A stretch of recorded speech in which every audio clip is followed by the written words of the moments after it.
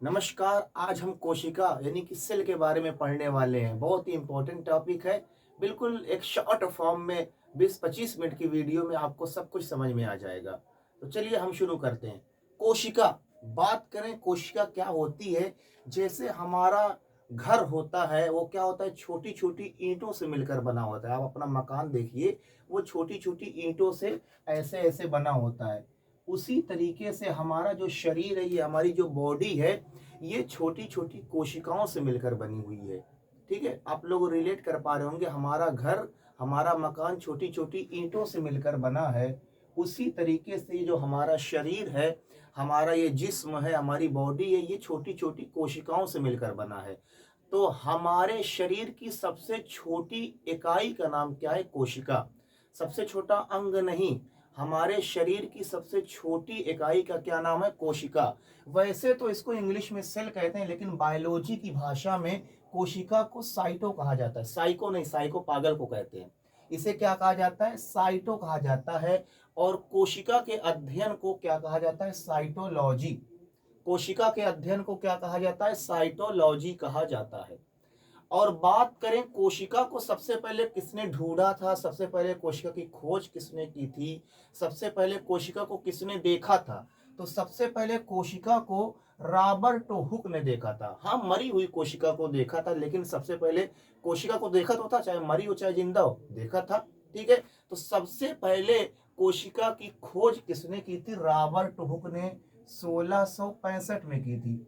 सन 1665 ईस्वी में Robert Hooke ने कोशिका की खोज की थी। ठीक है, इसीलिए कोशिका का जनक किसे कहा जाता है? रॉबर्ट हुक को कहा जाता है, क्योंकि भाई कोशिका को सबसे पहले देखा किसने था? रॉबर्ट हुक ने देखा था। इसलिए कोशिका का जनक किसे कहा जाता है? रॉबर्ट हुक को कहा जाता है। आगे बढ़ते हैं। तो अब वो मरी हुई कोशिका को सबसे पहले रॉबर्ट हुक ने देखा था।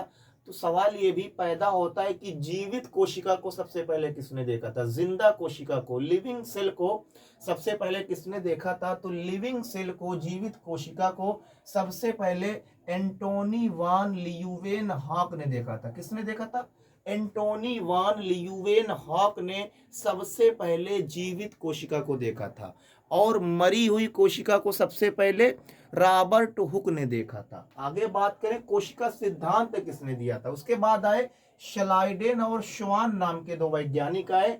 इन्होंने ये कॉन्सेप्ट दिया था कि हमारी बॉडी, हमारा शरीर छोटी छोटी कोशिकाओं से मिलकर बना होता है। यही क्या है? Cell theory. इसी को हम लोग कहते हैं कोशिका सिद्धांत।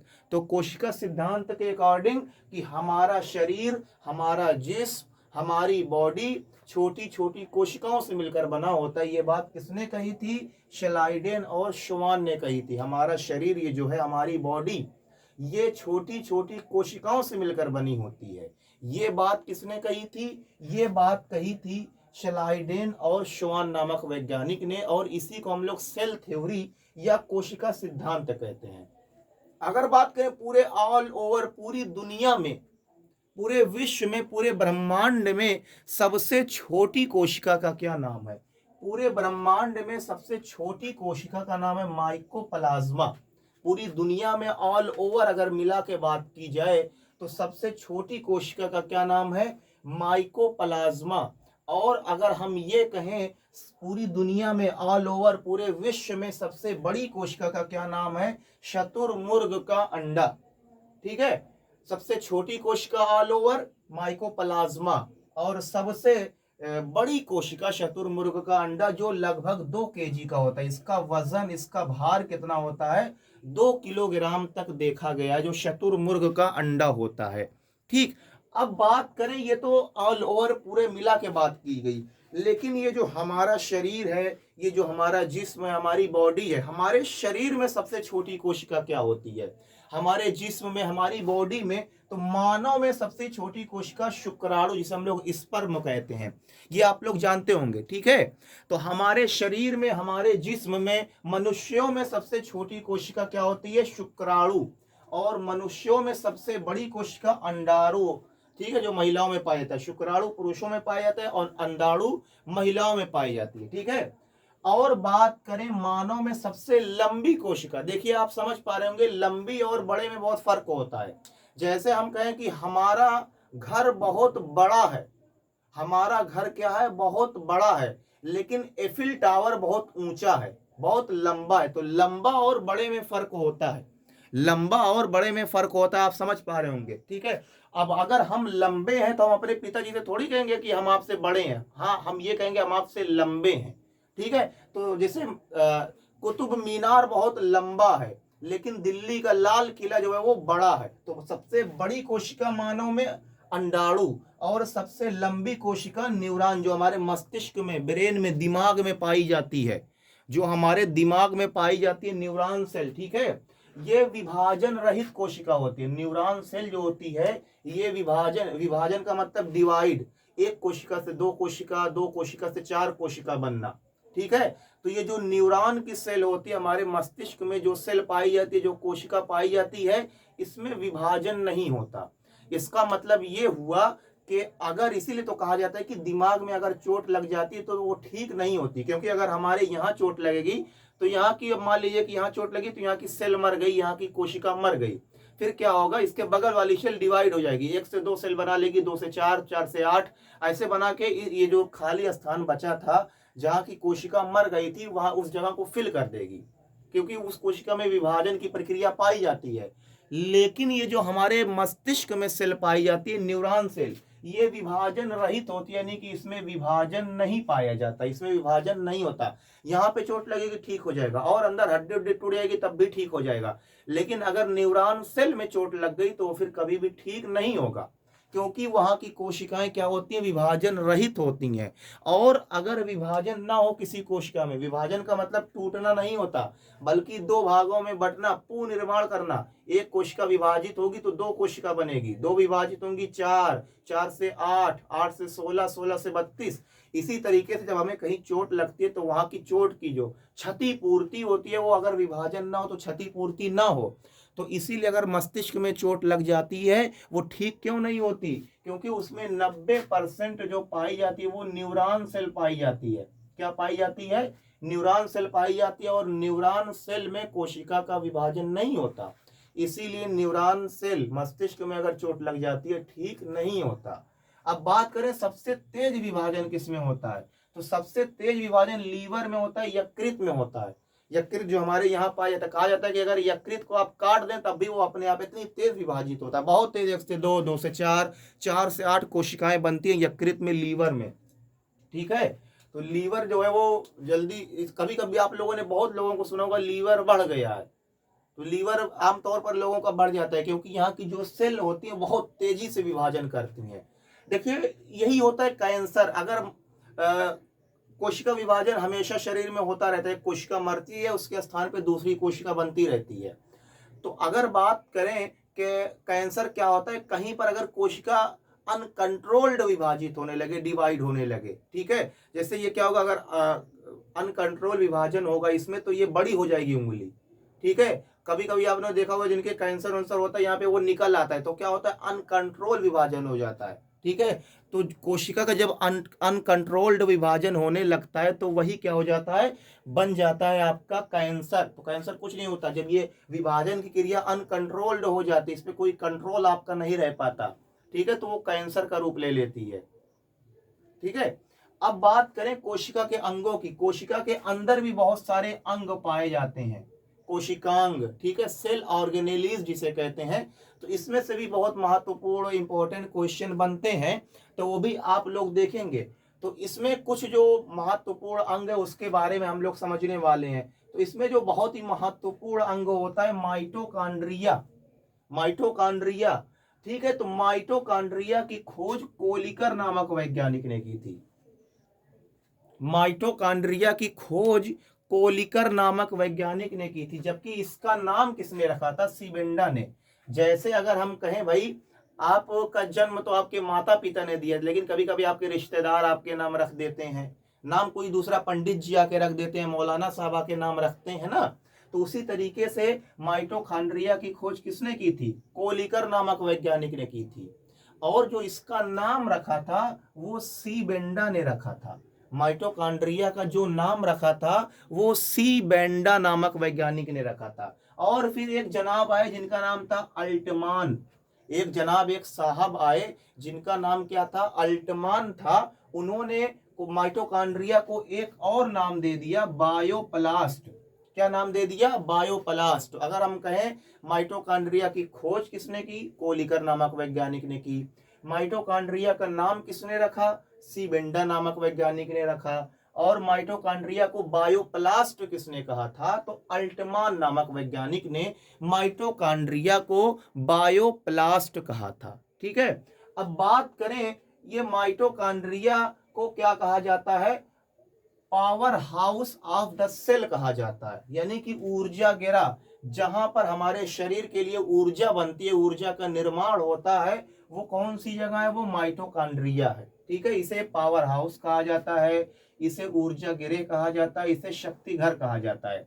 जब हम लोग सांस लेते हैं तो माइटोकॉन्ड्रिया में एक क्रेब्स चक्र चलता है। क्या चलता है, क्रेब्स चक्र, जिसमें से एटीपी का निर्माण होता है, जिसमें से एटीपी का, एडिनोसिन ट्राइफॉस्फेट का निर्माण होता है, और 38 एटीपी मिलकर ग्लूकोज बनाती हैं। ठीक है, 38 एटीपी जब मिलती हैं तो वो एक ग्लूकोज बनाती हैं, और ग्लूकोज ही हम इस्तेमाल करते हैं एनर्जी के लिए। ठीक है, तो इस तरीके से हम श्वसन श्वसन अगर आपसे पूछे क्रेब्स चक्र कहाँ चलता है, तो क्रेब्स चक्र माइटोकॉन्ड्रिया में चलता है। ठीक है, तो ऊर्जा कहाँ बन रही है, हमें जो चाहिए, हमें ग्लूकोज चाहिए होता है, इसी के रूप में हम लोग ऊर्जा का इस्तेमाल करते हैं ग्लूकोज के रूप में।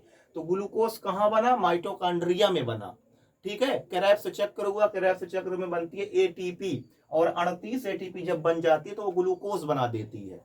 तो इसीलिए एटीपी को ऊर्जा का सिक्का कहा जाता है। तो ऊर्जा का सिक्का, करेंसी ऑफ एनर्जी किसे कहा जाता है, एटीपी को।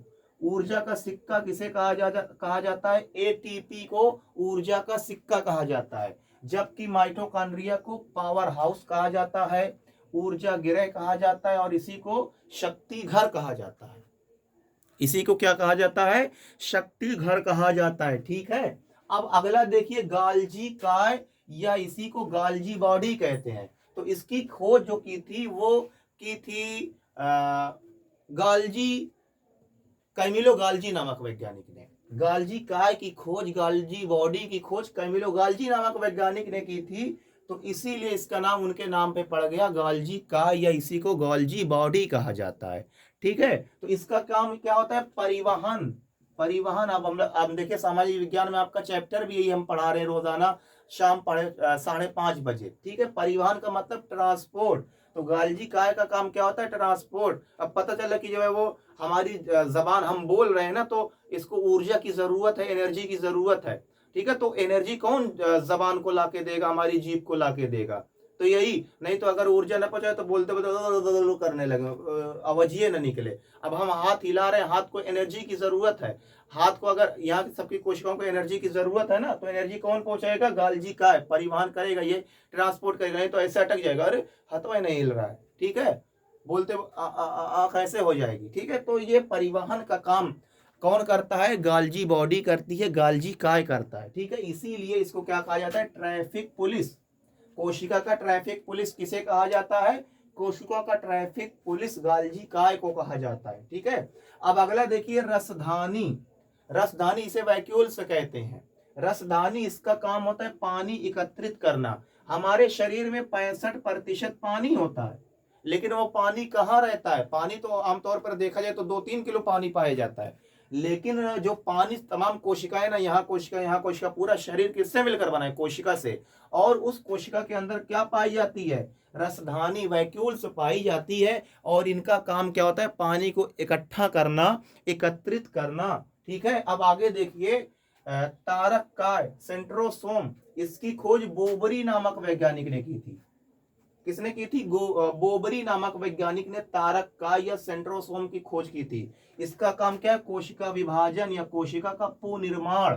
ठीक है, ये लीवर में ज्यादा पाई जाती है, लीवर में ज्यादा पाई जाती है, तभी यहां पर क्या होता है, बहुत तेज विभाजन होता है। क्योंकि तारक काय या सेंट्रोसोम का काम क्या है, तारक का या सेंट्रोसोम का कार्य है कोशिका का विभाजन करना। तो जहां पर ये बहुत बहुत ज्यादा पाई जाएगी वहां पर कोशिका का विभाजन बहुत तेजी से होगा, और जहां पर ये ब्रेन में बहुत ही कम पाई जाती है तो इसीलिए न्यूरॉन्स में क्या होता है, कोशिका विभाजन नहीं होता। तो आप लोग समझ पा रहे होंगे सेंट्रोसोम का क्या कार्य है। सेंट्रोसोम का कार्य है कोशिका विभाजन। सेंट्रोसोम का क्या कार्य है, कोशिका विभाजन, कोशिका का पुनर्निर्माण करना। ये लीवर में यानी कि यकृत में बहुत ज्यादा पाई जाती है, तभी यहाँ पर कोशिका का विभाजन बहुत तेजी से होता है, जबकि ब्रेन में बहुत कम पाई जाती है। इसलिए ब्रेन वाली जो सेल्स होती है वो एक बार चोट लग जाने पर ठीक नहीं होती, क्योंकि वहां पे तारक का या सेंट्रोसोम नहीं पाई जाती। तो जो कोशिका मर गई चोट लगने पर उसका निर्माण फिर से नहीं हो पाता। ठीक, अब बात करें अंतःप्रद्रव्ययी जालिका। अंतःप्रद्रव्ययी जालिका तो जिस तरीके से आपके घर में जो काम पिलर करते हैं, घर को मजबूती प्रदान करते हैं, घर को एक ढांचा देते हैं, पिलर जो होते हैं स्तंभ, ठीक है, वो घर को ढांचा देते हैं, घर को सहायता प्रदान करते हैं। उसी तरीके से हमारे कोशिका को कंकाल और सहायता कौन प्रदान करती है, अंतःप्रद्रव्ययी जालिका प्रदान करती है। कौन प्रदान करती है, अंतःप्रद्रव्ययी जालिका प्रदान करती है। ये दो प्रकार की होती है, SER स्मूथ, चिकना, ठीक है, स्मूथ अंतःप्रद्रव्ययी जालिका, और रफ यानी कि खुरदुरी अंतःप्रद्रव्ययी जालिका। ये दो प्रकार की होती है। स्मूथ एंडोप्लाज्मिक रेटिकुलम, अंतःप्रद्रव्ययी जालिका को एंडोप्लाज्मिक रेटिकुलम भी कहते हैं, ठीक है। तो ये दो प्रकार की होती है, एक होती है स्मूथ यानी कि चिकनी अंतःप्रद्रव्ययी जालिका, एक होती है खुरदुरी यानी कि रफ अंतःप्रद्रव्ययी जालिका। तो ये जो रफ अंतःप्रद्रव्ययी जालिका होती है इसमें पाया जाता है राइबोसोम, दानेदार होती है, ठीक है। आप लोग समझ पा रहे होंगे खुरदुरी का मतलब क्या होता है, इस पे दानेदार संरचना पाई जाती है, इस पर दानेदार संरचना पाई जाती है, जिससे ये खुरदरा हो जाता है। और जो दानेदार संरचना होती है वो क्या होता है, राइबोसोम। तो अब देखें राइबोसोम क्या होता है। राइबोसोम इसका काम होता है प्रोटीन का निर्माण करना, प्रोटीन संश्लेषण करना, प्रोटीन का निर्माण करना किसका काम होता है, राइबोसोम का काम होता है। इसीलिए राइबोसोम को प्रोटीन फैक्ट्री कहा जाता है, इसीलिए राइबोसोम को प्रोटीन फैक्ट्री कहा जाता है। अब ये दो प्रकार के होते हैं, 70 इस प्रकार, 80 इस प्रकार। अब ये इस क्या होता है किसी दिन और बता देंगे आप लोगों को, ठीक है। तो राइबोसोम को प्रोटीन फैक्ट्री क्यों कहा जाता है, क्योंकि ये प्रोटीन निर्माण करता है। क्या करता है, ये प्रोटीन निर्माण करता है। अब लास्ट ये जो है केंद्रक, कोशिका का सबसे मेन पार्ट, पूरी कोशिका को जो कंट्रोल करता है, जो पूरी कोशिका को नियंत्रित करता है, वो कौन करता है, वो केंद्रक करता है। और केंद्रक की खोज रॉबर्ट ब्राउन ने की थी। इसे कोशिका का मस्तिष्क कहा जाता है, कंट्रोलर है ये। पूरी कोशिका है, माइटोकॉन्ड्रिया तुम ऊर्जा बनाओ, ट्रैफिक पुलिस तुम जाओ परिवहन का काम करो, सामान पहुंचाओ, ठीक है, तुम पानी इकट्ठा करो, ये सब आदेश कौन देता है, केंद्रक देता है। बात करें केंद्रक को कोशिका का मस्तिष्क या इसी को कोशिका का कंट्रोलर कहा जाता है। अब इसी कोशिका के अंदर पाया जाता है गुणसूत्र। आप लोगों को अभी कमेंट करके बताना है कि मनुष्यों में कितने जोड़ी गुणसूत्र पाए जाते हैं। जोड़ी हमने पूछा है, आप सभी लोगों को कमेंट करके बताना है कि मनुष्यों में कितने जोड़ी गुणसूत्र पाए जाते हैं, ठीक है।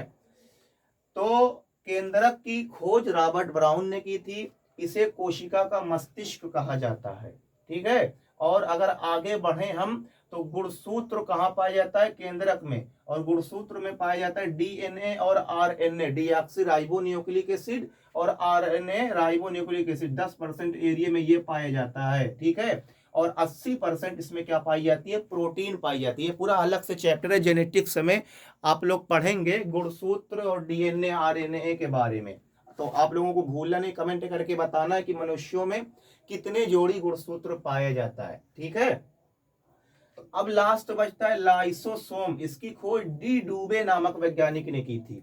और इसके अंदर जल अपघटनी एंजाइम पाए जाते हैं, यानी कि अगर इसके अंदर जो जल, मान लीजिए कि ये बहुत चालाक होता है, तो लाइसोसोम कहेगा माइटोकॉन्ड्रिया से तुम ऊर्जा बनाओ। अब माइटोकॉन्ड्रिया का हमें हमारा मन नहीं है ऊर्जा बनाने का, दिमाग ना खराब करो। तो ये क्या करेगा, अपना जल अपघटनी एंजाइम निकाल के उस पर फेंक देगा, वो मर जाएगा। ठीक है। ये जो जल अपघटनीय एंजाइम होते हैं, अगर ये दूसरे पर गिर जाएंगे तो वो क्या हो जाएगी, उसकी डेथ हो जाएगी, मर जाएगी। अगर ट्रैफिक पुलिस गालजी का परिवहन का काम नहीं करेगा तो उस पर क्या करेगा, इसी की वजह से सब लोग काम कर रहे हैं, इसी के डर से। अब अगर ऐसी कोई सिचुएशन बन जाए कि केंद्रक कह दे हम भी अपना काम नहीं करेंगे, राइबोसोम कह दे हम भी, सारे कोशिकांग अपना हाथ खड़ा कर लें, जाओ जो करना है कर लो, तुम क्या ही कर लोगे, हम कुछ नहीं करेंगे, जाओ। सारे कोशिकांग क्या हो गए, बैठ गए। माइटोकॉन्ड्रिया ने कहा हम ऊर्जा का निर्माण नहीं करेंगे, गाल्जी काय ने कहा हम परिवहन नहीं करेंगे, रसधानी ने कहा हम पानी एकत्रित नहीं करेंगे, सारे कोशिकांग ने अपना अपना काम छोड़ दिया और बैठ गए। तो ये क्या करेगा, ये फूट जाएगा, फट जाएगा, लाइसोसोम क्या हो जाएगा, फट जाएगा। और क्या होगा, जब इसके जल अपघटनीय एंजाइम सभी कोशिकांगों पर पड़ेंगे तो वो क्या हो जाएंगे, खत्म हो जाएंगे, नष्ट हो जाएंगे। इसीलिए इसे आत्महत्या का थैला कहा जाता है।